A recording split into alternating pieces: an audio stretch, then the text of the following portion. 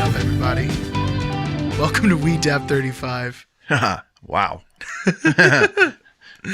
The first one of the decade. Here we are, 2020. The first voyage of the new decade. It is... the most futuristic sounding year so far. I was going to say, we're living in the future, space travel, and of course with space travel comes aliens. And our inevitable destruction. Yeah, that's the third part. Jeez. It usually ends How like exciting. Yeah. Like, how many times is the alien like a bud? Well, I guess like it wouldn't make very compelling movies, except for the ones where they do like E.T. E.T. style story. Extraterrestrial. But who knows if E.T.'s species, like what if E.T. was just a helpless baby? And E.T. species are really like giant monsters who would eat Or he's everyone. just like the one guy who's like really chill. Yeah. He's like, I actually really like it here. If I wasn't like dying from your planet, I'd really like to stay. The other guys are kind of jerks, to be honest. I'm going to be honest, I don't remember most of E.T., but that's why he has to go, right? He's getting sick. Yeah, he starts Okay. like dying. That sounds familiar. Just like in War of the Worlds. Yeah. Very different story. If there's but anything that is white people's superpower, it's their diseases. It's always been their best ally. That is a hot take, Frank, but is 100% correct. Yeah. I don't think I've ever heard that before, but that is so true. I'm historically backed by this. There's just a great meme there. You know what I mean? Just several photos from throughout history and War of the Worlds. Hot Tom meme Cruise coming one. to you soon. The Tom Cruise scene. You know what I mean? It's got to be that one. That's the picture. Anyway, we're talking about alien abductions today. Aliens. Yeah, not just aliens, but when they take you. Yeah. Mhm. It's topical because our president also hates aliens. Wow. Just a different kind. It's like the one topic we could have picked with no political commentary at all. And I love how you snuck it in. I love it. I had to. It's a political day. Oh my gosh, it is. Yeah, we're recording this on January 7th. It's like, oh my goodness. Yeah. It's been a rough year, man. Yeah. 2020 has been rough Just talking so like far. globally, you know what I mean? Yeah. Woo. Yikes. All right. Let's cheer everyone up with some delightful stories of alien abduction. Yeah, let's get out of this world for a second. Let's check out for a second. There we go. Do some relaxing, talking about people's traumatizing experience being abducted by extraterrestrials. Here's the turn. All right. Today I'm going to be talking about, and this is something that happened in our notes, and we'll talk more on it later, I guess. But alien abduction is like a pretty small segment, surprisingly, on the internet. Or maybe we just don't know the dark depths where it's really going on. If either of us were like Reddit users, I bet we could have found some wacky, unverified stories. I should have gone to Reddit. But then, yeah, you're going to get... These have like articles written about them. Like substantial alien abductions written by mainstream sources, more or less. Not a lot of them. Not a lot of them. If you talk to Dan Aykroyd or something... I bet he's got a ton of stories. He's going to give you handwritten journals full of stories. I've been trying to find Dan Aykroyd's tequila, and I haven't been able to, and it's annoying me a little bit. That Crystal I wanna Skull try it. one? Yeah. That's pretty cool. Yeah, right. I don't even like tequila. I'll give it a shot. Right? He's a Ghostbuster. He knows what's going on.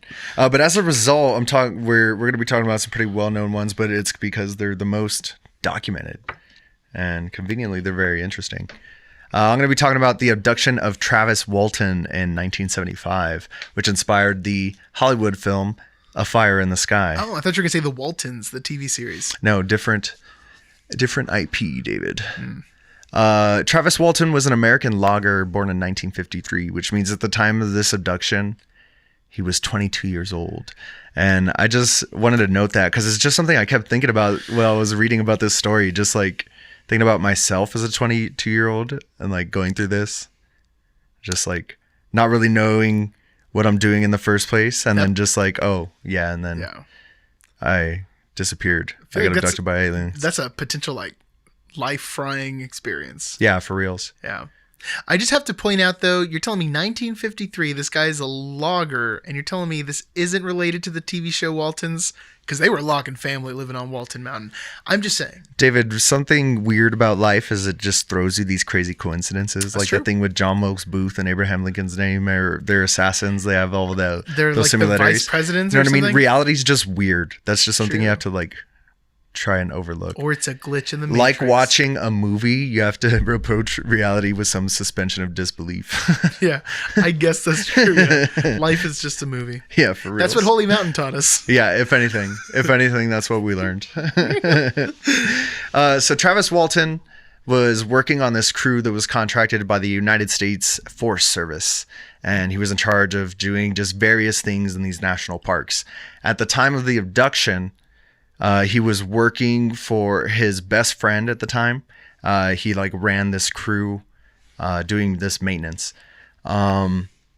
He was working this job to cut the brush and undergrowth from this huge area. It was like 1,200 acres in a place called Turkey Springs, Arizona. One of the things I learned in my research today is there's a bunch of places in Arizona with ridiculous names, and we're going to have some fun. Turkey Springs, yes. That is good. Right? The crew was working overtime because they were behind schedule on this contract. And at the time, it was the most lucrative contract that they ever gotten. They were all like standing to make a substantial amount of money if they were able to pull this off. On November 5th, they had just finished the day's work. It was just after 6 p.m. The sun was going down. These guys were waking up when the sun rises and starting to work. And then they just stopped when they couldn't see anymore, which is pretty crazy. They were just like trying to get this done. So they're starting the drive home back to Snowflake, Arizona. Funny name number 2. Yeah. That's irony. Yeah, they all live back there. Early into the drive, the crew spotted a bright light coming over a hill. So they turn around, they drive a little bit closer, and the whole crew reports seeing a large silvery disc hovering above a clearing, shining brightly. They described the craft as being 8 feet high and 20 feet in diameter. Mike Rogers, the leader of the crew, stopped the truck, and Walton just jumped out. He starts running towards the disc, and the 6 other dudes on the crew are just yelling at him, "Where are you going? Get back in the truck. Like, get back here." But he's just running at it. And then in interviews with Walton's brother, they're both like fascinated by UFOs. They both just happen to be like really into this even before this happened. And they had both vowed to each other if they ever got the opportunity, they would try and get as close as possible and like see what was going on. So it was just like this vow he had made to himself. And he saw his opportunity and he just went for it, man. Man of his word. Interesting. Okay. Yeah. So all these dudes are hollering at him to get back in the truck. And he's just running straight at this thing. And the crew reported that when Walton was almost directly underneath the disc, they started to hear this noise, like a really large turbine starting. And they all swear they saw this beam of like blue-green light come down and hit Travis, pick him straight up off of his feet. So he was like hanging limply, and then toss him about 10 feet through the air. He landed on his right shoulder and was just laying lifeless on the ground. So they all panic and they just start the truck and take off. A short way down the road, they like gain their composure and they're like, "We have to go back for Travis." They go back. The craft is gone. Travis is gone. Ah, crap. It's time to call the cops. Whoa. Because they like can't find Travis. He's like not out there. So I believe at first they just told him there was a missing person because they were like, "We can't tell the cops that we just saw him. They were selling a bunch of crazy people." Obviously. The cops are suspicious at first because they know something's not right because they can tell these guys are like lying about what happened. Sorry, my mouth was dry. I had to get a drink of water. I'm just on so many medications right now. Yeah, you gotta say hi. Holidays, 'tis the season.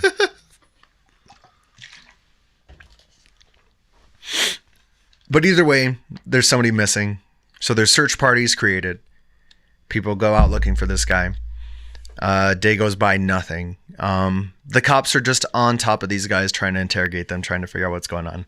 But throughout all years, even to like current day, anytime these guys have been interviewed, They've all told the same story with the same details. It doesn't matter like who tries to trip them up. The screenwriter for Fire in the Sky interviewed all the crew members, and he said in an interview that even though some of them weren't as bright as the others, or what you would call like highly intelligent men, she described one of the guys as just like a drifter who just happened to be working in this crew at the time. But even he tells the same details, no matter like when he tried to like trip them up and everything. They all still tell like the same story to this day about the events of what happened that day. So this dude's just like missing, you know what I mean? He's gone for 5 days. Nobody sees this guy for 5 days. They can't find him anywhere. On November 10th, I wrote the time down here, at 12:05 a.m., Travis's sister received a collect call from an Exxon gas station in Haber, Arizona, which I think was like 30 miles away. So they drive out there in the middle of the night and they find Travis slumped over, like agitated in a phone booth, just like crouched down in there. And I have some more notes, but they're here in another medium. I forgot to switch over smooth like. So is he like naked and covered in slime? You would think. Yeah. You would think he would have like some type of goo on him or something like that. That's what the movies would do. That's what I would do if I was doing it. If I was an alien. Cover you in all kinds of slime. Even if it wasn't part of the process. If it was just cosmetic. Just to throw you off of the track. Yeah. Do you think... So, short interjection here, David. But what is your opinion on aliens? Aliens are fake because space is fake. Oh my God. The Earth is flat. And everything else is a projection. Look, I'm the most skeptic of the channel. And that's even including our deceased friend, Danny. He's not really dead. Sorry. It's just been like... He's no longer with us. He's no longer with us. Danny. 2019. Sorry. Anyways, I'm the skeptic of the group. You know what I mean? And this is the weird relationship I have with this. I acknowledge that the numerical probability of there being other life in the universe is like, it's a certainty. The universe is so vast that there has to be some form of life on another planet.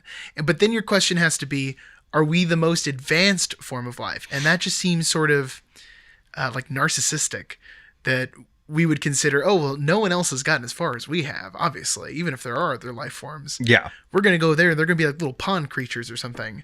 And that's even assuming if life or a bunch of Gungans. But who even knows like if it's the same concept as what we're thinking? Probably not. You know what I mean? Yeah, who knows what it could be? Yeah, it could be something we can't even comprehend. It would honestly be messed up if they looked even close to what we looked like. You know what I mean? It'd be like, that would be, oh. I mean, that'd be creepy. Yeah, it'd be weird. That would get into some weird religious stuff. Probability-wise. Oh, God. Or like some Prometheus storylines. Ooh, the architects. They visited, yeah. Ooh, how terrifying. Yeah, dude. But when I hear a story of someone saying they got abducted, I'm like, this is nonsense. Which is weird. Because I know they're out there. Yeah. But for some reason, I just can't believe people saying these kind of fantastical stories. And I guess my reasoning is, if aliens were visiting the Earth with this much frequency, someone would have to know on a larger scale. Then you get into the whole government cover-up thing. Very possible. But I will say that Edward Snowden said in that interview he did with Joe Rogan on that episode or whatever, Snowden said he looked through like countless like confidential files and there's nothing about aliens anywhere. So it's like in these files that they're keeping national security secrets, are they going to go like, oh, we only write the alien stuff down on Post-it notes? You know what I mean? But do Will Smith and Tommy Lee Jones have all their information and all their case files like on a separate server? I don't think the internet works like that. I don't know. That's just Men in Black logic. David, I don't claim to know how the internet works, and therefore I have no rebuttal. I don't know where they keep the internet. I don't know where it's like where it is. Yeah, where it's power switches. So yeah, I'm just gonna agree to disagree. It's on the separate server with all of Hillary Clinton's emails, just for like an old school joke. You know what I mean? Yeah, Let's hit 4 years ago. Bam. Hey, keeping it topical. Right. One podcast at a time. But I do got to say this story, just when you add in like there being other people, because now you have to say, like, okay, if it was one person who got abducted and told the story, this guy might be crazy. He might have been tripping. He might have had a lucid dream and not realized what like sleep paralysis was or anything like that. But when you introduce like 5 other people who have the exact same story, then it turns into what is also maybe be plausible. Some people just want attention. And a story like that could be made up. Of course, over this long, with this, like, with the accuracy being so specific, it seems unlikely. I don't know. Do people keep up lies like that? I feel like no, but I don't know. Yeah. Yeah, on the one hand, you wouldn't know if they were doing it really well. True. Yeah. True, you know what I mean? There are like secret societies and stuff like that, but at the same time somebody always lets it slip. I guess that's true. But yeah, it's a good thing that we're talking about credibility because all 6 men in the crew actually underwent a polygraph test. Whoa. That's what we're talking about right here. And all of them except for one who was just happened to be the shifty drifter character. His test was ruled inconclusive because he didn't finish it because he, quote, doesn't like being asked all these questions. That's amazing. Yeah, right? That's a perfect movie character. I need to watch this movie. 100%, right? Yeah. That'd be good. I picture Jason Brody. Is that the Adrian Brody? Yeah. Oh. How old is this movie? Did you get anything on the movie? I'm sorry, I'm probably bumbling your notes. I think I have a tab in here somewhere about the movie. No, just to find out that Tracy Torm was a man's name. Okay, well, you continue. I'm just want to see who's in it. Make sure you look up what they earned box office, both domestic and international. I know you love that stuff. I'm so curious. What was this man's trauma worth, David? That's what the people need to know. So yeah, the other 5 members of the crew, they all passed their polygraph test with flying colors, and the results were ruled to be conclusive. And the guy who administered the polygraph said, like, at the very least, these guys believe that they saw a spaceship, like, pick up their friend, throw him on the ground, and take him. Yikes. Like, that's what these test results mean to me. Yeah. The sheriff, like, in the town actually said after the polygraph results came out, like, I mean, this guy got abducted by an alien, right? Wow.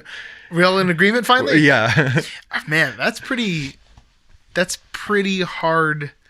That's pretty hard evidence, right? That's pretty hard evidence, man. Yeah, pretty crazy stuff. So this guy shows up in the middle of the night.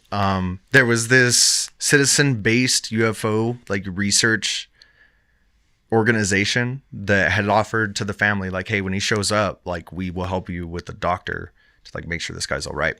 So they take him to this doctor. They do a bunch of exams. A couple of the weird things they found were a small red spot at the crease of Walton's right elbow that was consistent of a hypodermic needle injection. And they also noted the spot was near a vein. They did a urinalysis just to make sure this guy was okay. One of the things, when people get like stuck out in the wilderness and they get like stranded, after not eating for a while and starving, your body starts to like eat its own fat. Mm-hmm. And then you get, what's it called? You get this chemical called ketones in your urine from your like body eating itself. Well, he didn't have that going on in his blood. And for somebody missing in the wilderness for 5 days, that's something you'd expect to see. So they thought that was very strange. So it was like this guy was in a medical facility or something, like on IVs this whole time. He was fine.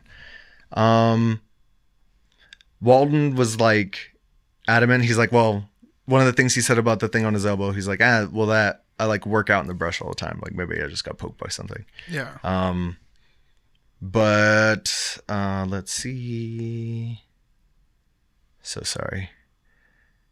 So Walton reported that after approaching the UFO, the last thing he remembered to be struck by the beam of light. When he woke, Walton said he was on a reclined bed. A bright light shone above him, and the air was heavy and wet. He was in pain, and he was having trouble breathing, but his first thought was he was in a hospital. That's like, in his mind, that's what was going on. He's like, I passed out. I'm in a hospital. As he kind of regained his senses after he was finished being all discombobulated, I think is the medical term for it. He noticed that there were 3 figures in the room, each wearing a orange jumpsuit. The figures weren't human. He described the beings as being what in the alien circles are described as the Greys. All the different types of aliens. These were the Grey type class, if you will, if we were playing like an RPG. Their heads were domed, very large. They looked like fetuses. They had large eyes, enormous eyes, almost all brown without much white in them. The creepiest thing about them were those eyes. They just stared at me. Their ears, nose, and mouths seemed real small, but maybe just because their eyes were so huge. This is a direct quote from Travis Walton. I imagine he was like, it was doing really dramatic. In the movie, whoever they got to play him would do it a lot better than I would, I'm sure. Maybe not. I don't know. I don't know any of these actors. Yeah, who knows? I'm not in charge of casting, but hopefully they get a really good casting person. Walton also said that he felt like fear at this time. He was like, obviously pooping a brick. I couldn't think of a lighter term for some reason, so I just had to replace one of the words. And he grabbed a glass-like cylinder from a nearby shelf and tried to break its tip to create like a nice little makeshift stabby device. Yeah. A stabby boy, if you will. He found the object to be unbreakable, so instead he waved it at the creatures like a weapon. The trio of creatures left him in the room. They were just like, you know what, dude? You're kind of being a jerk about this, so we're going to give you 5 to count to 10. Typical humans. Yeah. You guys, typical humans. You guys are all cowboys. Bang, bang, bang. Everybody calm down. Jesus. We are, though. Yeah, for reals. He then left the exam room via a hallway, which led to a spherical room with only a high-backed chair placed in the center of the room.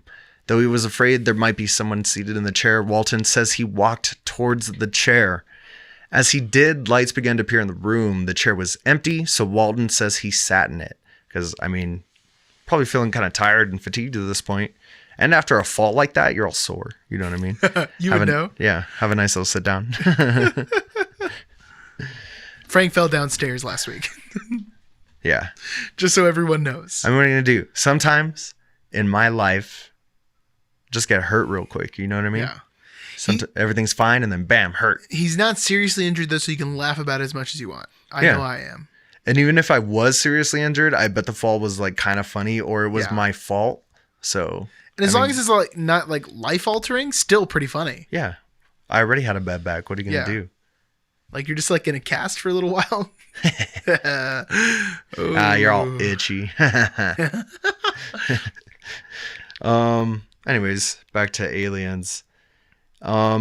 Just then, Walton heard a sound behind him. He turned, expecting more of the short, large-eyed creatures, but was pleasantly surprised to see a tall human figure wearing coveralls and a glassy helmet. At the time, Walton said he did not realize how odd the man's eyes were, larger than normal and a bright gold color. I bet they were kind of beautiful, though. Little sexy alien. Just like, hello. Walton says he then asked the man a number of questions, but the man only grinned and motioned for Walton to follow him. Walton also said because of the man's helmet, he might have been unable to hear him, so he followed the man down a hallway, which led to a door and a steep ramp down to a large room Walton described as similar to an aircraft hangar. Walton says he realized he had just left the ship, the disc-shaped craft, similar to one he had seen in the forest just before he had been struck by the bluish light, but the craft was perhaps twice as large. So this is already the secondary location. Yeah. That's kind of creepy because you've been like, oof. You've been like out. I don't know if you ever passed out, listener, But sometimes when you go unconscious, the weirdest thing about passing out is just like that short little skip in time where you're just like up 1 second and then the next thing you know, everybody's like looking down on you and you're like, huh, I feel fine. Like what happened? Why is everybody looking at me? That's interesting. I've never passed out. So that's weird to me. You know what I mean? Maybe, I don't know. Let us know in the comments. Am I the weird one? Do people not just like pass out? Anyways, where was I going? I derailed myself with this whole thing. If you'd ever passed out before waking up, being in the secondary location. So I can only imagine how creepy it is to just like come to and you think like, okay, like obviously the ship took me. But then you're just like in some hangar, like in another ship. You're like, oh my God, how long has this been? What's happened to me? Jeez. Immediately check if like your rear end sore to see if they went with like the old school. Just a little probe. They don't do that anymore. It's outdated technology. Damn. Do you think that's something aliens are like, like obviously our ancestors like made some mistakes, but we're very humane about these things. We don't even put needles in I don't know where those scars came from. Everything's like dermal. Is that even the best place to collect information from? Actually, you can learn a lot from your poop, David, medically. Interesting. Well, maybe that's in the poo. They're all about it. Lies all the answers, David. In the poo. I mean, I couldn't tell you like if you like gave me a turd, I couldn't like diagnose you or anything, but yeah. I'm not a doctor. I don't think all doctors can also do that either. Disclaimer. Don't just like go into your general practitioner's office with like already pre-bagged poo. Just like, well, what's going on with you? And just like, bam. You tell me. Yeah. Let's make this a little bit of a puzzle. Your move, science man. Once he was seated at a table in the hangar, Walton says he realized a woman held a device like an oxygen mask, which he placed on his face. Before he could fight back, Walton passed out. Boom, gone again. Sleep. When Travis woke, he says he was outside the gas station in Heber, Arizona. And we're time jump complete. We're back to this part of the story. We're back to the beginning. So there's a lot of people in the media at the time and still like skeptics now who doubt the validity of the story for several reasons. Even though there's all the evidence in the polygraph, we'll just give both sides of the tape. Yeah. Who did the polygraph though? He worked for the Department of Public Safety in that city in Arizona. I forgot his name. It's in my notes, but I skipped over it. Sorry, sir, but thank you for your duties. Interesting. I suppose. So yeah, he was like a certified dude that like worked for the city. Not to say that like all city employees are the best.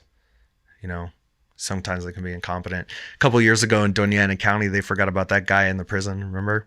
Oh yeah.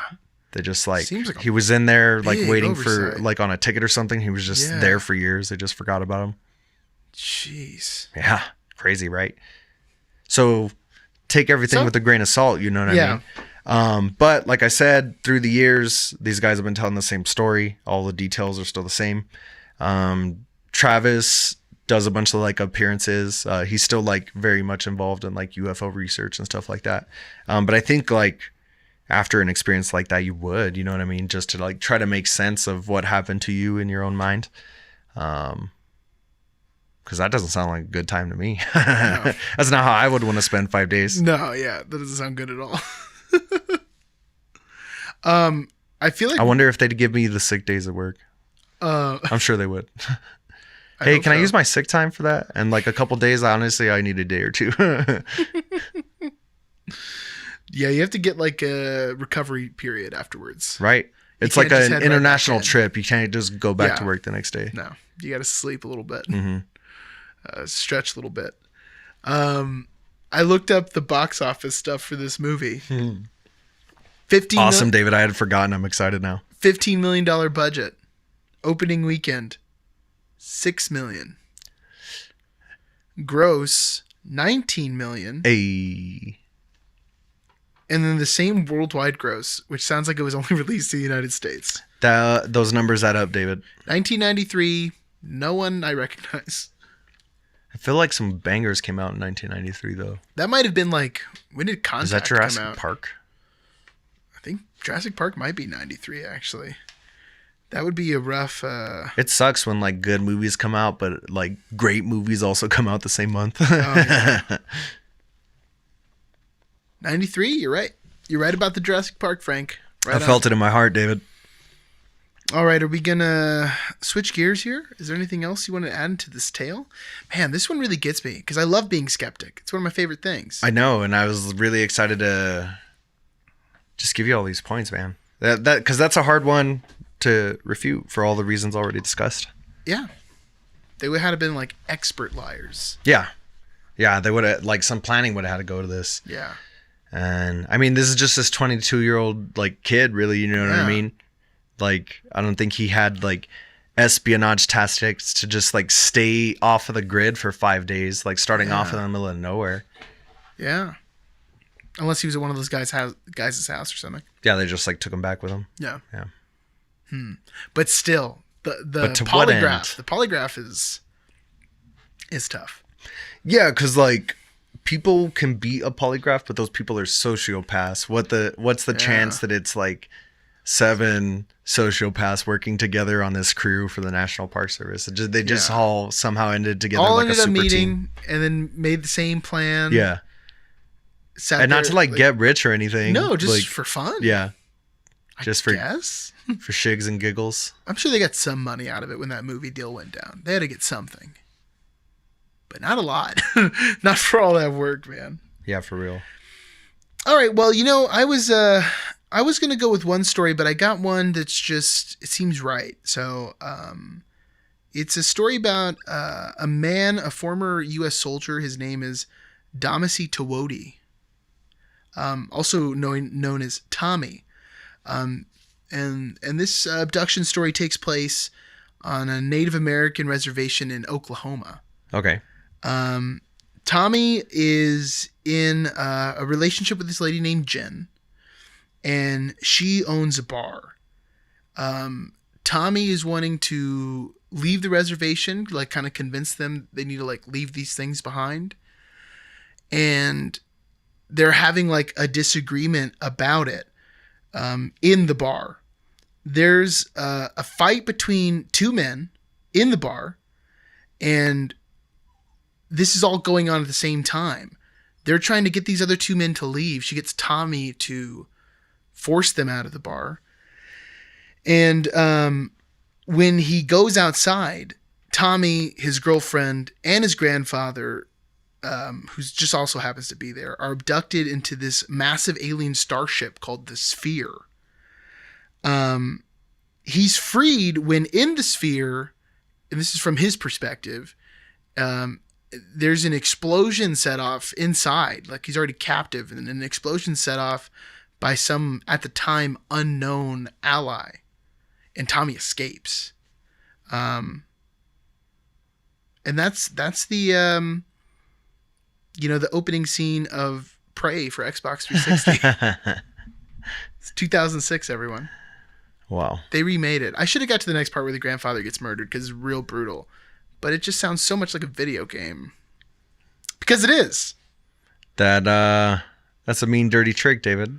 So I was hoping to at least like rope you in so you'd be like, what's going on? I mean, you did. I like know the story you're going to do. And then I was like, wow, he threw me a curveball. He's going to tell me about this other alien abduction. Yeah. I'm excited to learn about this thing. He's like, oh, he's talking about a video game. Yeah. Good. It's a smooth move. It was all worth it. Good job, David. Like it caused you a little bit of discomfort. No, in my like slightly diseased head, I do feel like slightly more congested in my head than I did a second ago for sure. So just good on you, man. Just like I'm uncomfortable now. Yeah. That's what this feels like. The story I'm going to talk about, it comes from an article that we both stumbled upon called "Why Alien Abductions Are Down Dramatically." Why alien abductions are down dramatically? And this little article, it's in the Boston Globe. It's got a couple different like factors to it. Maybe we can talk about, are alien abductions down or not? But does it have towards that the end? it factor, David? I think it does. I don't know. So the real story, not the Prey video game story, which is a decent first-person shooter, is the story of Barney and Betty Hill, like probably the most famous alien abduction story. I don't know if that's it's the first one. Yeah, it's one that I've heard of many times before. Yeah, and to be honest, I'm not really familiar with either of these stories, like the one that you were telling or the one that I have. But I had heard the names before, usually by people The like Hill ranting Abductions. about like aliens. But it is pretty interesting to see where it comes from. Just referenced on an episode of Ancient Aliens one time. Yeah, exactly. What about Fire in the Storm? So Barney and Betty Hill, this is September 19th, 1961. And I think this is interesting in the points of the article later to really frame that the first publicly talked about alien abduction is 1961. So maybe there's more prior to that. Maybe ones that people talked about. Maybe people observed it but didn't want to say anything out of like fear. There could be a lot of explanations there. In my research, one of the first, I think it was like on the Wikipedia page for just alien abduction, which I thought was funny, just like a general, it was what it ended up being, general information about alien abduction as a thing that happens. Yeah. I think before it was like, they were talking about some stories that before it was like, boom, alien abduction. Things that people had reported in like the 1500s that like looking back on it, like, oh, that guy might have got abducted by aliens, man. Like from what he described. Interesting. But it wasn't like a comedy. The internet Yeah. wasn't a thing, and aliens were sci-fi novels and stuff like that weren't a thing yet. That's true. So people didn't have this reference like, oh, it was the creatures from outer space. They were just like, hey, something weird happened to me the other day. Yeah. And then in like the 1500s, they might like burn you or something. Yeah. If you Right? tell that story. Like, wow, you probably were with demons. You have demons living inside your body now. We have to burn you. They've been like, I was taken by angels away Yeah. to a cold metal lab. Okay, so Barney and Betty Hill are driving on a rural highway to their home in Portsmouth, probably. New It's Hampshire. definitely Portsmouth. But you can say Portsmouth if you want. It's just spelled for fun. like Portsmouth, but I'm going to say Portsmouth. Their background, they were both positive members of society, I guess, to say it in like a 1960s They were way. upstanding citizens. Yeah, he was a postman. She was a social worker. They were active in their community and in the civil rights movement. So Seem legit. They seem like legit they don't folks. seem like crazy people or people lying. Because that is another thing too. You got to look at like what the motivation of a person telling a story like this is. But maybe they're just into kinky stuff. Telling a massive alien lie is just that's just how they get their rocks off. it's part of their wedding, That's how or they part of get their their wedding, part of jollies. their marriage. You know what I mean? It's an important facet of it. Just the thrill of lying to the entire world. Yeah, who knows? Possible. You never know, people, All right, so on an isolated road snaking through the White Mountains, the couple later recounted they saw a bright object that appeared to be following their car. They arrived home around 5 a.m., unable to account for 2 hours of the night, but feeling that something terrible had happened to them. So, I don't know. Right off the bat, I think the bright light thing is interesting. Yeah. It There seems to are be like commonalities in stories about aliens, and bright lights are definitely one of them. And you have to wonder, is it like a chicken or the egg thing? You know what I mean? Is it because, this is a bad example of chicken or egg. Do I eat is this chicken for causation- breakfast or egg? Because it's not cool to eat them both at the same time. It's kind of weird, right? Like eating like a piece of chicken and an egg. Like taking out 2 generations of an animal. It turns out both came at the same time. That's what Watchmen, the HBO series, taught us. Really? It wasn't the chicken or the egg. I'm both looking forward to existed editing the episode so I in can time figure out at what's the going on. same instant.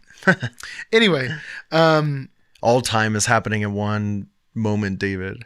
exactly. It's all now. This is like a causation correlation thing, though. Are there similarities because aliens exist and the light thing is just something they all do? Or is it a similarity because these early stories told so much about lights and then that became the thing? Plus, you also have to consider, you see those random lights in the night sky, or, there's like a billion videos of what are these unexplainable lights I caught? And usually it's on like a really bad, like, or just like times you were in the desert and you were like, that was kind of weird, right? Yeah, exactly. Hey, did you guys see that? But light could be explained so many different ways.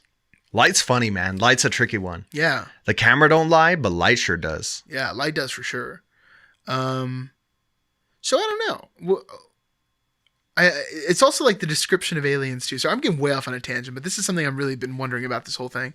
Like, we have a common description of aliens, but they're not all the same. There's like different categories of aliens. So you talked about reptilians, the Greys, the Nords, and so many. The Hills talk about gray-shaped aliens as well, or gray-skinned aliens. I think the shape of the head's a little bit different though.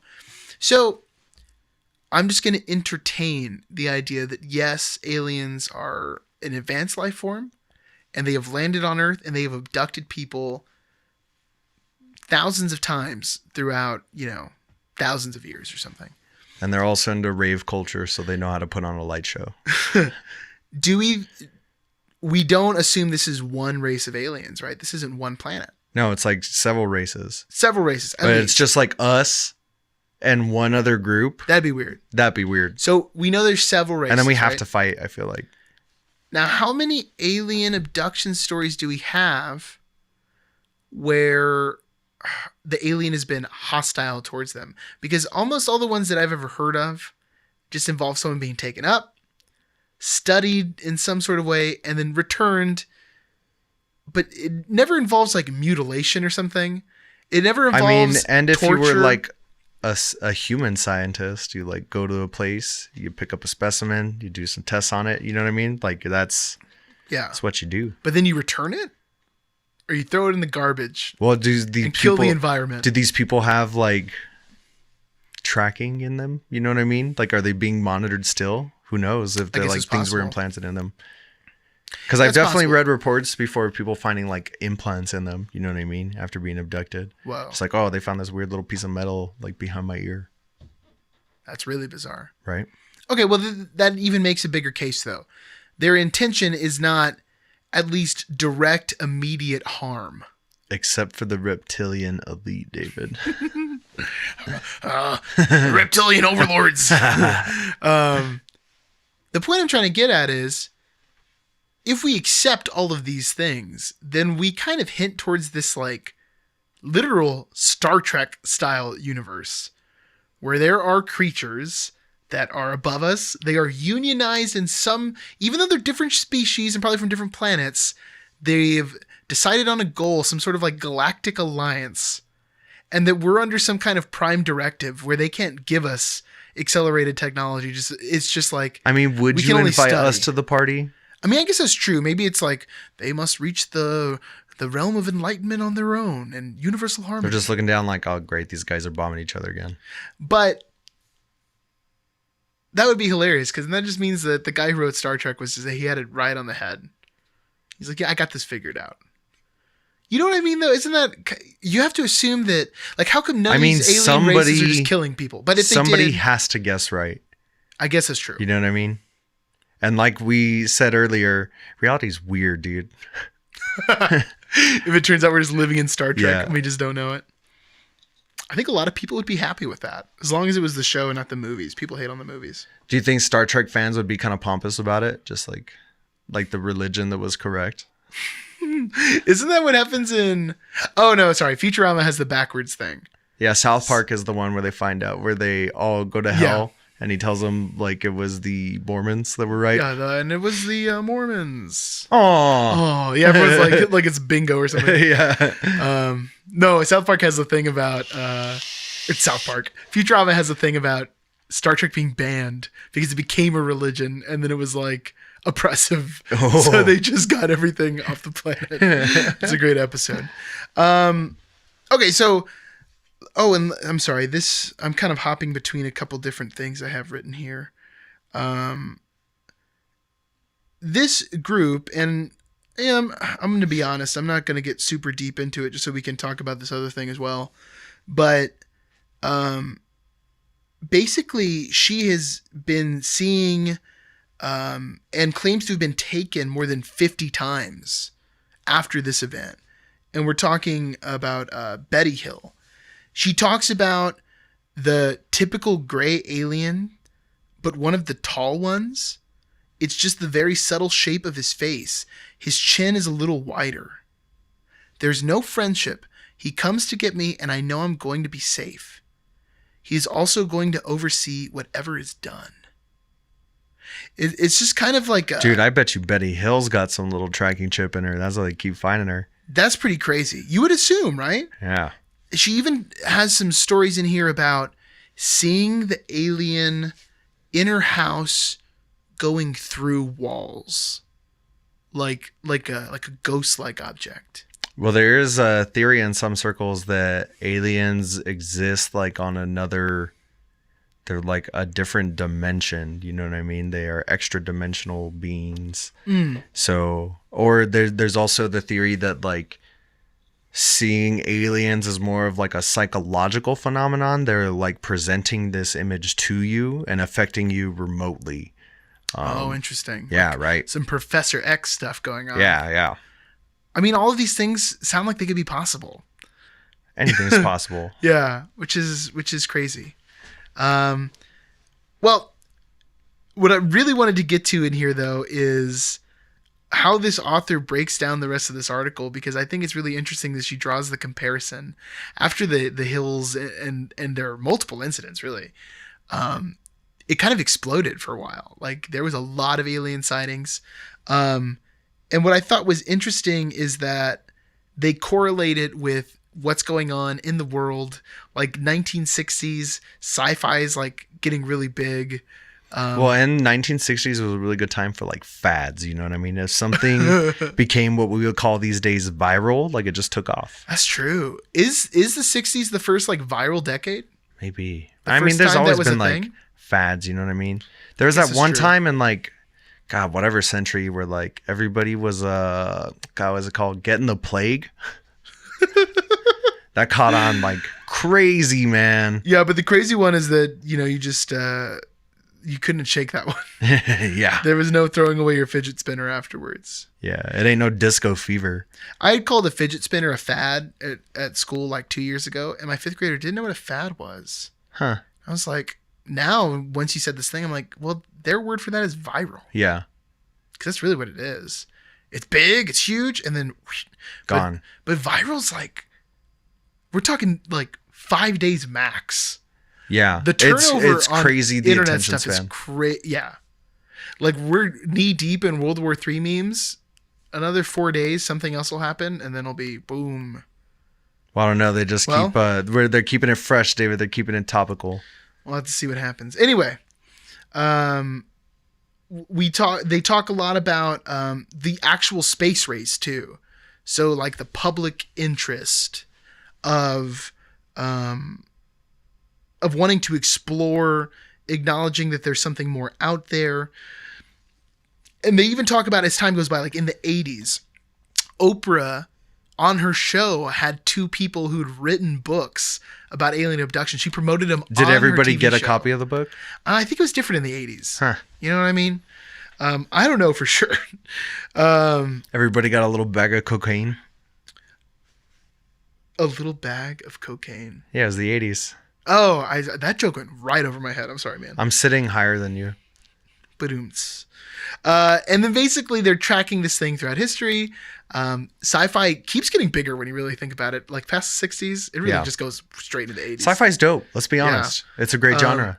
But then they talk about in the 90s, specifically like X-Files being a huge thing, like being a #1 rated show. And then this is interesting, and I think there might be a lot of truth to this. They talk about how like the moment that our like fascination with aliens really got like twisted as pop culture anyways is 9/11.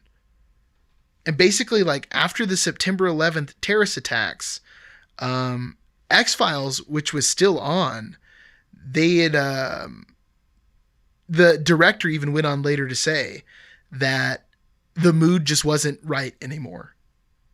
An unidentified flying object has been identified and cannot fly anymore.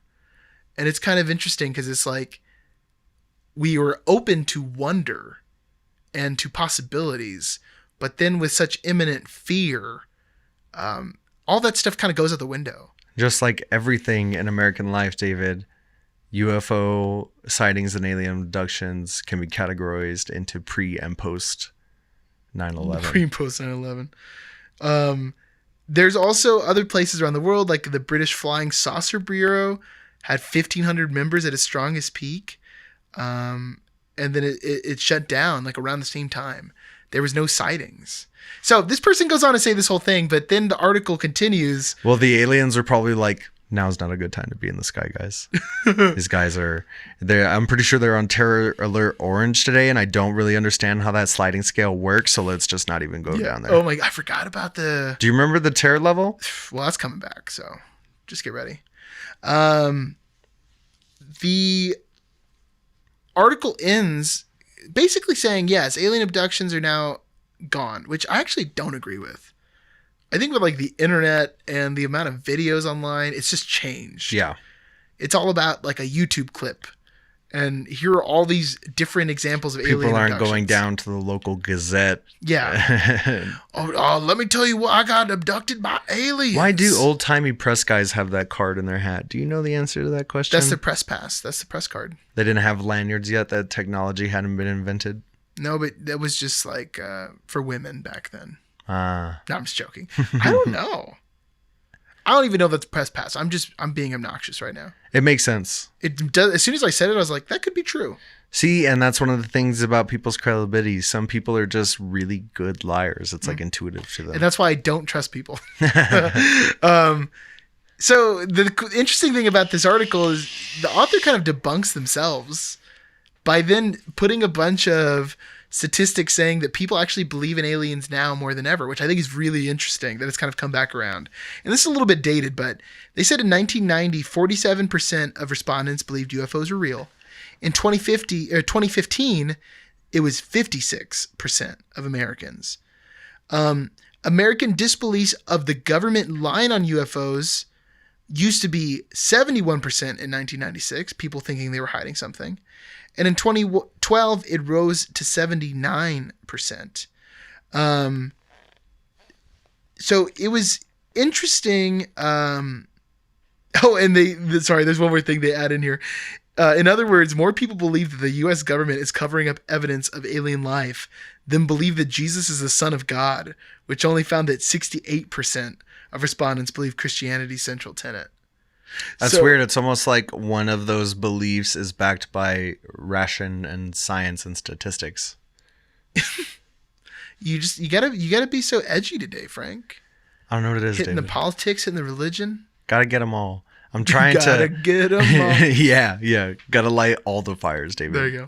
That's what we're doing in 2020. Staying warm. Dang. Well, hopefully not so many fires. Yeah, Frank. We didn't start the fire. We didn't. But the world But is burning. kind of, though. Ugh. Yikes. We shot first. We were Han in this situation. Yeah. Oh my, we're talking about two different fires. Are we? Oh, you're talking about Iran. You know, they were talking about countries literally being on fire. Yeah, and we'll get to that interesting, but just like today being January 7th, there's just so many things we could have talked about. But we'll get to the one that we picked. It's like which was least depressing, really. Yeah. And that's what we chose. Anyway, so alien belief is up. Why do you think that, Frank? Well, David, I think it's because the first uptick was when governments were trying to be the first ones to go into space. Now that is just an established thing. We're at this moment in time where there are like private companies who are trying to take like civilians to space. It is now a very real possibility that if you have the funds and the planning, like at some point in the relatively near future, you can buy a ticket to go to space. You know what I mean? Yeah. There are companies trying to pull that off. So I think it's just like the space race again. You know what I mean? But in the private world, like everybody's trying to do it right now. Also, there was like there's a whole thing about Obama supposed to like make an announcement. The Obama administration was going to make an announcement about like the government knowing about aliens and stuff like that. I don't know if you remember all that going down. That. There's also like a lot of reports from like military personnel, like flyers, if you will, pilots, from military pilots who have seen like crazy stuff. There's this one like admiral who was on the Joe Rogan Experience, who had like all that crazy video and stuff. So that's true. Well, also a lot of never stuff left is going to space. become unclassified soon. True. Just from like time. Yeah, dude. So that'll be interesting. But it will be. If they're really keeping the secret, I think the secret will be kept. Oh, they're not going to tell us everything. They're going to be like, "Oh, well, time's up. Here you go. Yes, you got us."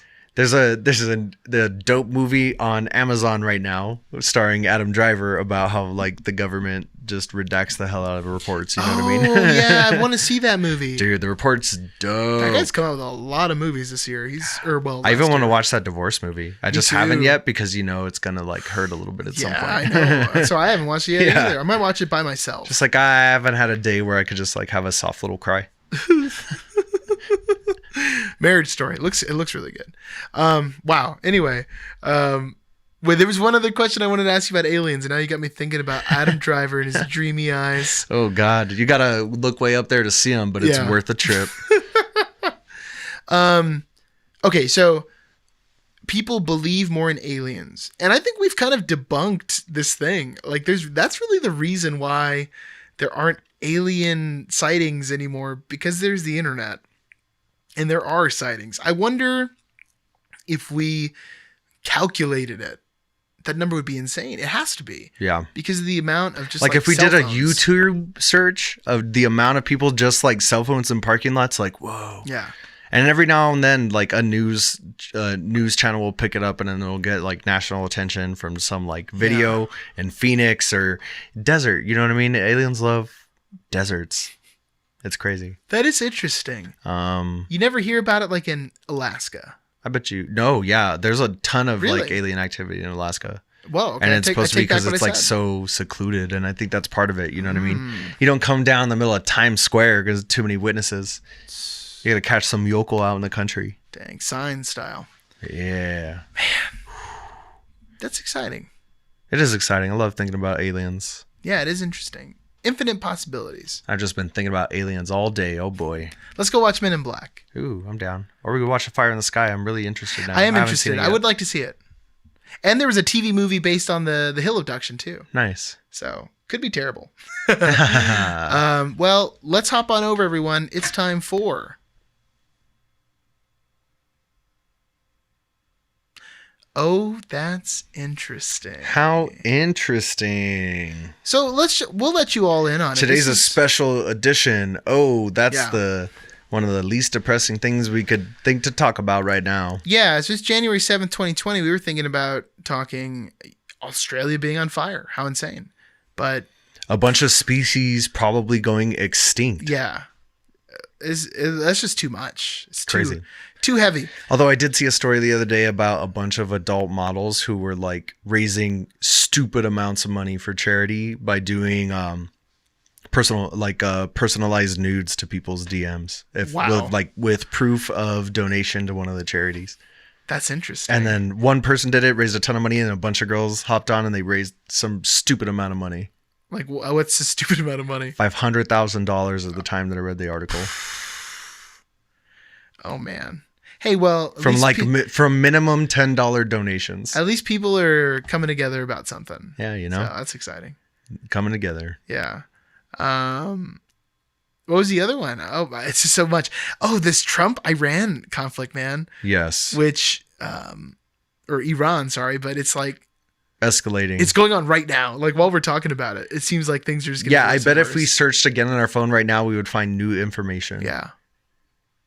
It's insane. Yeah, right before we started recording, as a matter of fact, like 5 to 10 minutes before we started recording, we just got the story about the military ships leaving the base. Yeah.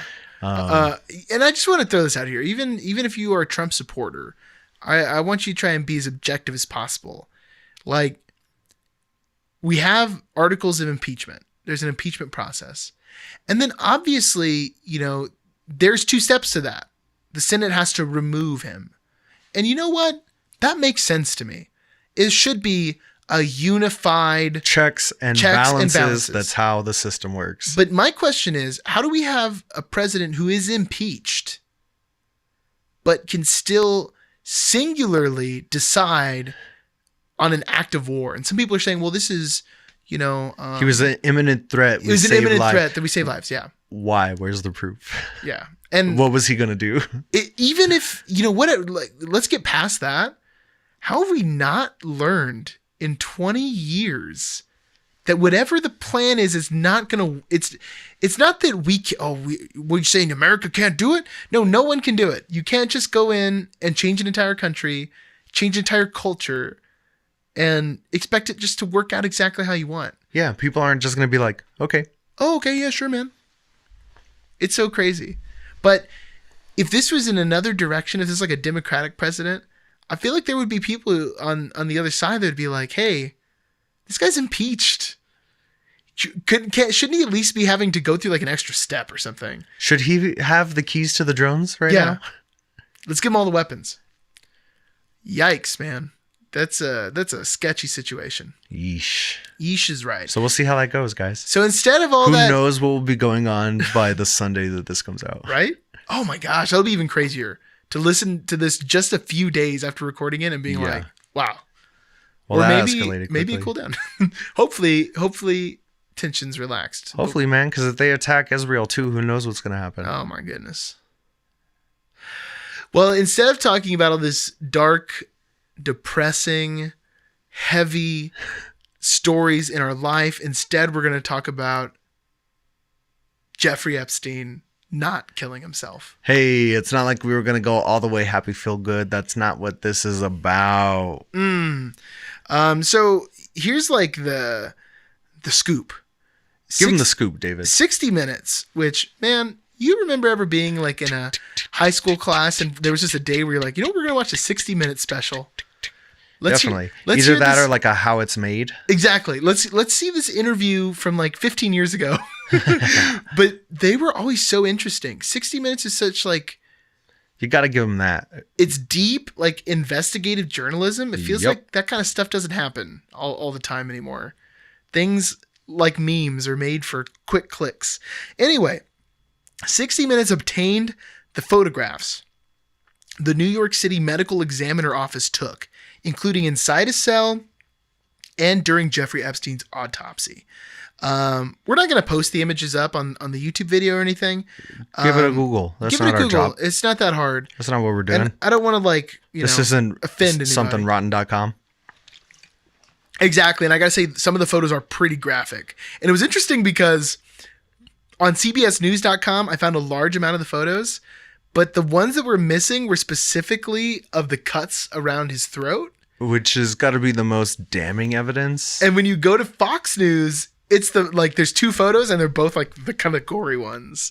So I got to give it to you, Fox News. I feel like I would never say that, but way to go on showing the full thing. You know what I mean? Yeah. I feel like it's important to see. Don't bury the lead. Let's look it in the face, everyone.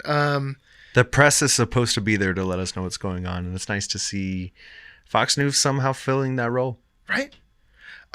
So basically, the photos that really stick out to me, the first one is his room is covered in jumpsuits, like an intense amount. And then usually when somebody's on suicide watch, you have them in that crazy unrippable like shroud of a clothing item. You know what I mean? Yeah. It's all stiff. And it's not like they leave you with anything extra in the room either. No. You know what I mean? It's not like, oh, let's give them... Well, here's a jump rope in case they want to work out. And he had a pen and a paper because there was a note that he had written in the cell. We also found a noose that seemed like it was fashioned out of these jumpers.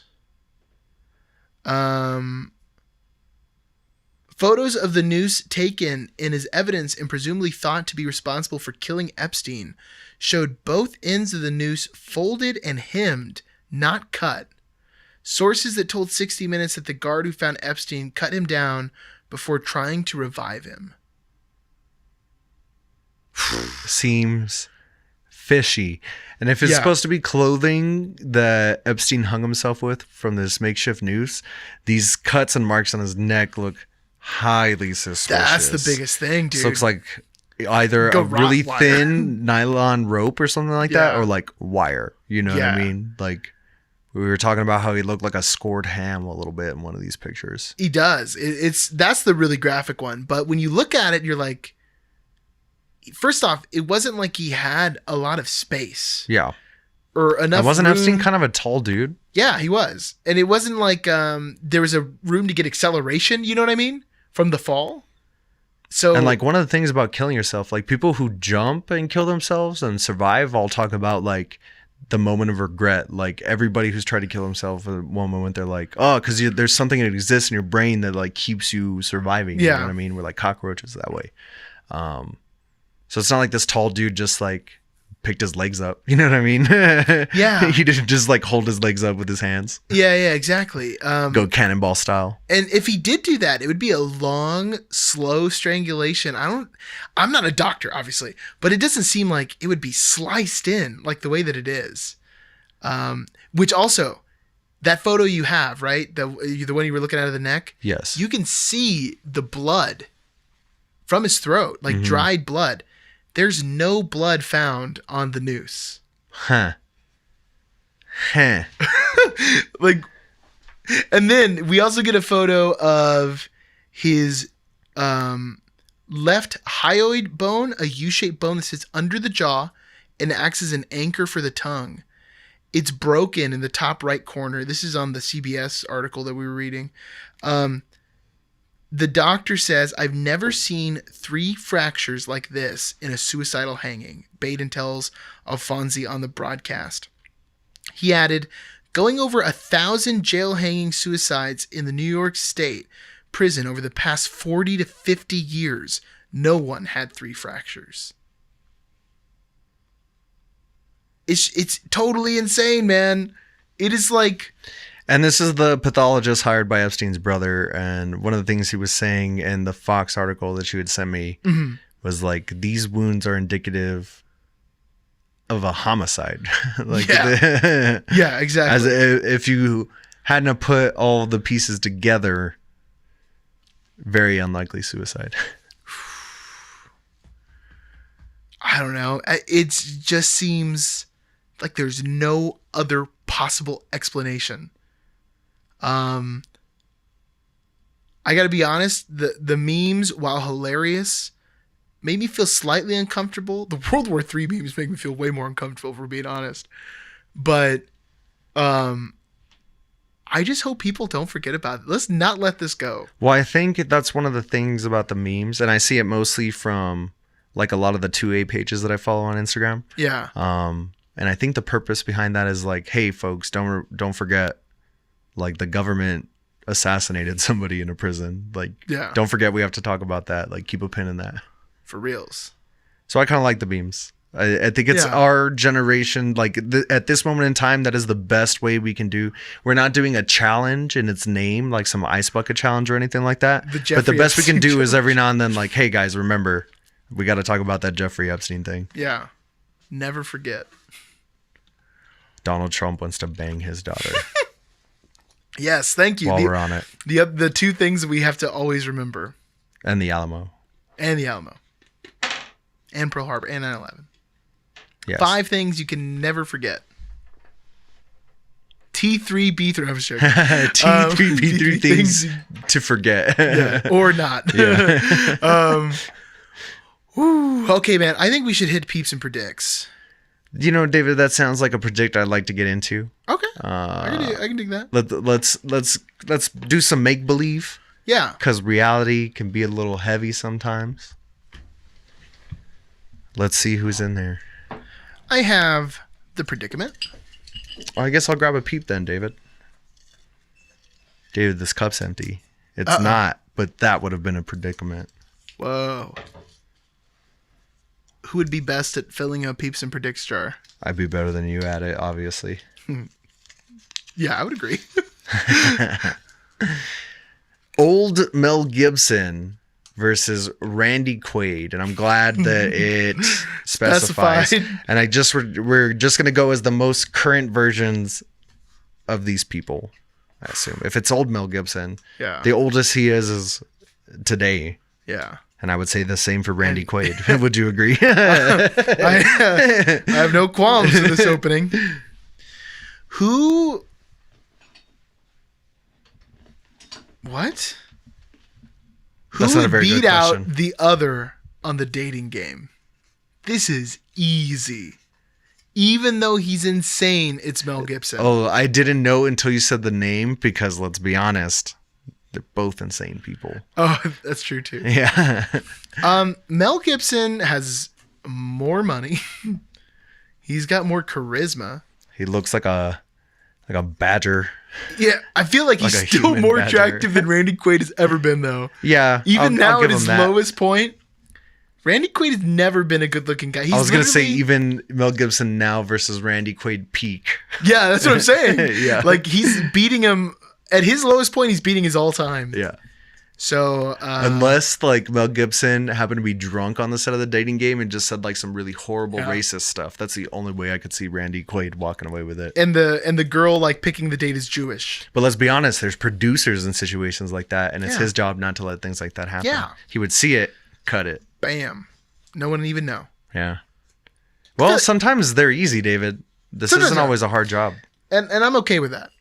Because sometimes agreeing is better. And Mel Gibson, I mean, he knows what women want. He did that whole movie. He put on pantyhose, dude. Oh, that's right. He did. Everyone remembers that scene. Who would better complete a ship in a bottle? This would be like a fight to the death between these two people. That's awesome. I feel like, I mean, this is unfair. It's almost the same reasoning. But Randy Quaid is too far gone. Well, Randy Quaid, I don't know if he's still, I can't remember the last time I Googled Randy Quaid, but the last time we as a channel Googled Randy Quaid, he was having a Scott Stapp similar breakdown. Yeah. Just like holed up in motels saying the government's coming to get him. I'm pretty sure he's got to still be on the run. You know what I mean? Yeah. So I would say that Randy Quaid is kind of an obsessive person. He's got an obsessive personality. Interesting. And I think that would give him the advantage of something as like tedious as building a ship in a bottle. And he's got the time. He's not like trying to direct movies and produce stuff. He's like on the run in a motel room. All right. Assumably. Let me give you some of Randy Quaid's recent tweets. Oh, nice. What you got? September 21st, 2019. Trump 2020. That makes sense to me. He's got a bunch of these videos where it's an extreme close-up on his face in like a neon pink. Nice. $2 trillion worth of military equipment all teed up. This is how real POTUS take care of Iran's decisive action. So he's just Trump's, thumping on Trump real hard. Bad Mama Jama. Well, he said something else. He will never let our sailors be held hostage. He will never fly billions dollars to terrorists. He doesn't write out dollars. He just puts $2 signs. It's Iran, not Iran. These you-know-whats know how Obama's, when they go low, we go hide. Well, David, we tried to get away from the impending war with Iran, but we just ended up there. Randy Quaid, why'd you bring us back? Yeah, Randy. I'm trying to decide. Ours for my mellow Uncle Ed. You know what? The only thing Cousin reasonable Ed. now is I need Somebody's to uncle. look up Mel Gibson's Twitter. Because he does seem obsessive, for sure. Which makes me think... Mel Gibson's obsessed with, like, the Jews killing Jesus. Yeah. I mean, that guy can be obsessive too, though. That guy made Passion of the Christ. He's obsessed with alcohol enthusiasm. What if the ship in the bottle was Noah's Ark? Whoa. Well, let's be honest. That's what his ship is going to be. Yeah. What? Do you think he built any of the ships in Apocalypto? I doubt it. I doubt he had anything in that. As a matter of fact, I bet they were digital. I'm sorry.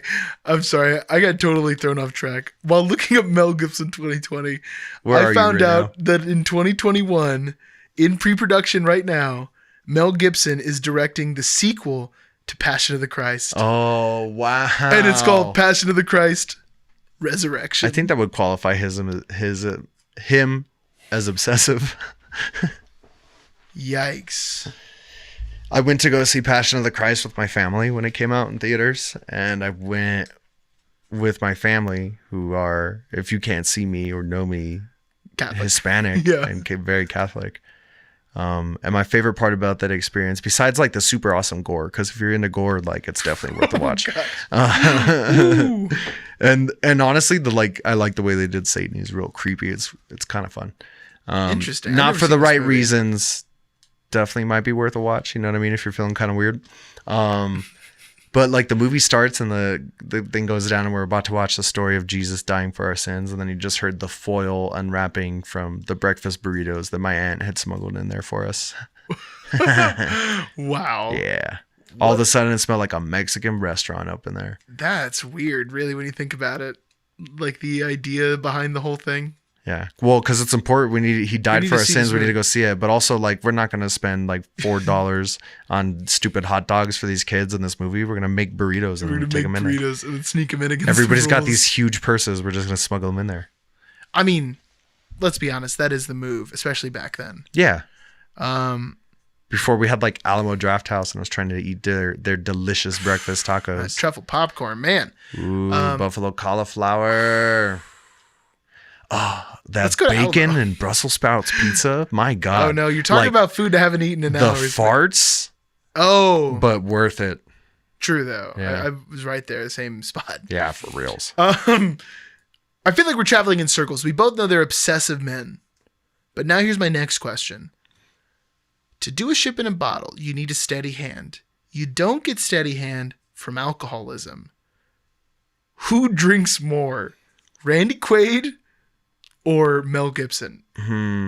That's a tough one, man. You know what? If we're talking about tremble, I just imagine like really crazy people with like a slight jitter anyways. So I got to give them negative point to Randy Quaid. True.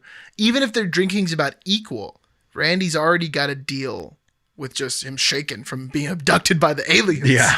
It was weird how all of this is connecting. Like none of this was planned, but there's like everything's Randy intertwined, Quaid dude. Reality is a weird thing. So 2020, we're going to change peeps and predicts to degrees of separation from Randy Quaid. that sounds We'll just draw something out of a hat, and then we got to say, okay. Here's how we got to Randy. Here's how we got to Randy. And sometimes it'll be through our friend Randy. I'm down to give Mel Gibson the win on this. It makes sense to me, dude. All right, well then, here we are. Final round. Old Mel Gibson versus our reigning champs, the Super Winchester brothers. Still. Which is a weird place to be. How did we get here?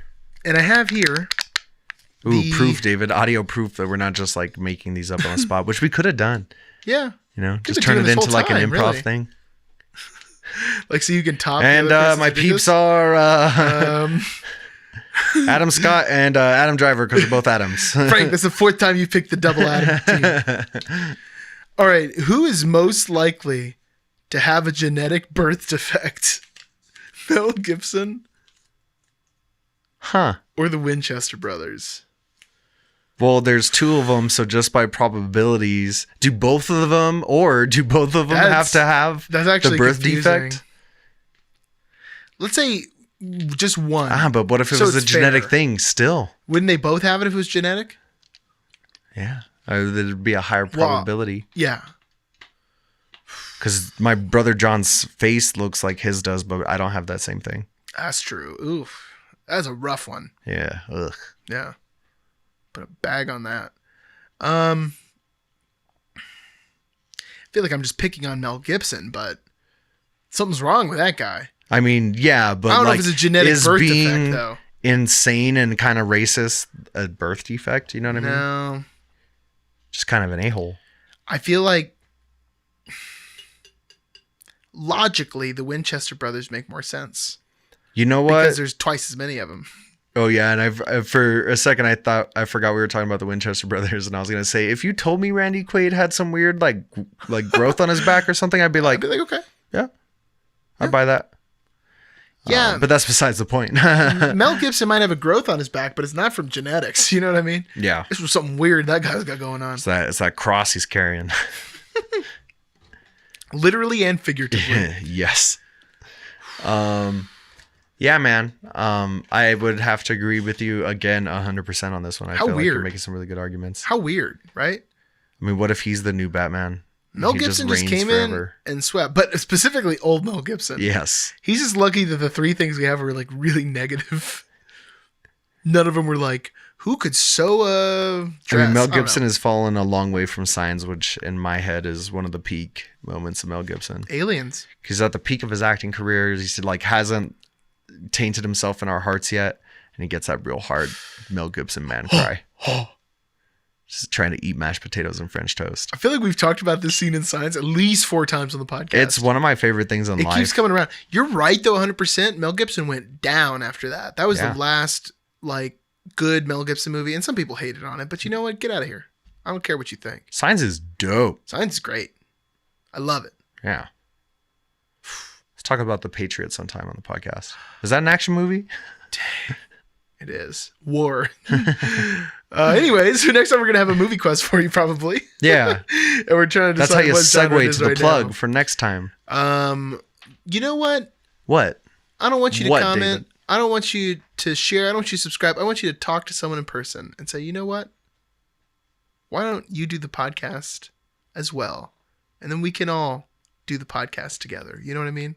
We did a podcast. Way to stay on brand. The listener and the talkers. Yeah, we didn't just do it. You did it too, folks. Yeah. That's what's so special about this thing.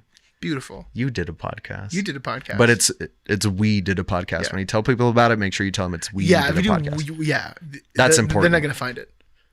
You have to say, we collectively, I am now part of this. Yeah, you did it. We did it.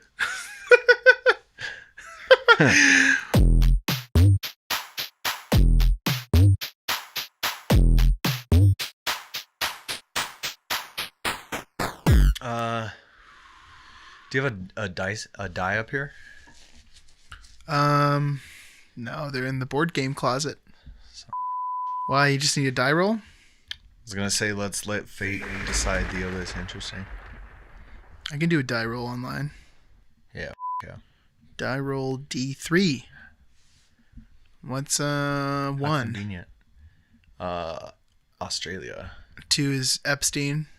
And 3 is Iran. And I ran so far away. Roll. It's a 2. Epstein. Epstein didn't kill himself.